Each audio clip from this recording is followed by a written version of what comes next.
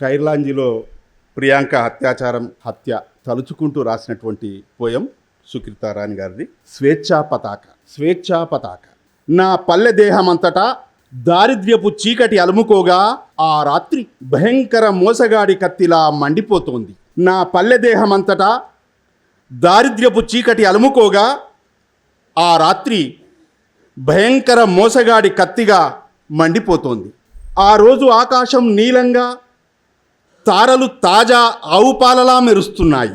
ఆ రోజు ఆకాశం నీలంగా, తారలు తాజా ఆవు పాలలా మెరుస్తున్నాయి.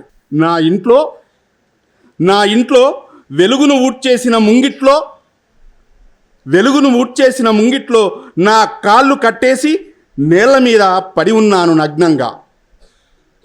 నా కాళ్ళు కట్టేసి నేల మీద పడి ఉన్నాను నగ్నంగా. సోదరుడిని అనుభవించరమ్మని వికృత పిలుపు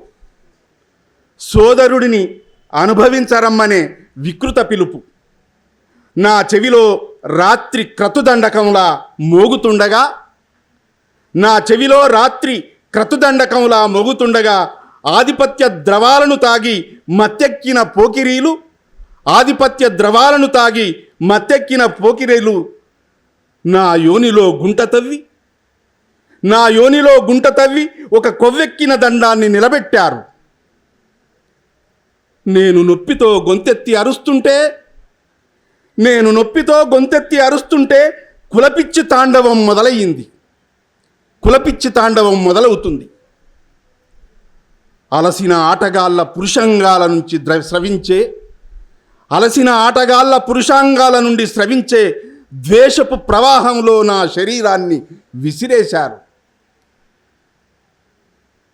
చెవిటితనపు కవచాన్ని తొడిగి గుడ్డి నిద్రను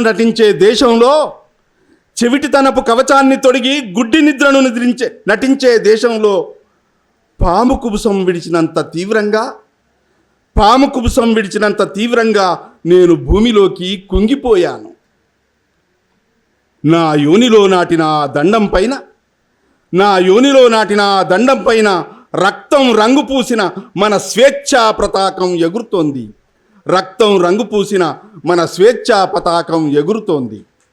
స్వేచ్ఛా పతాకం ఎగురుతోంది.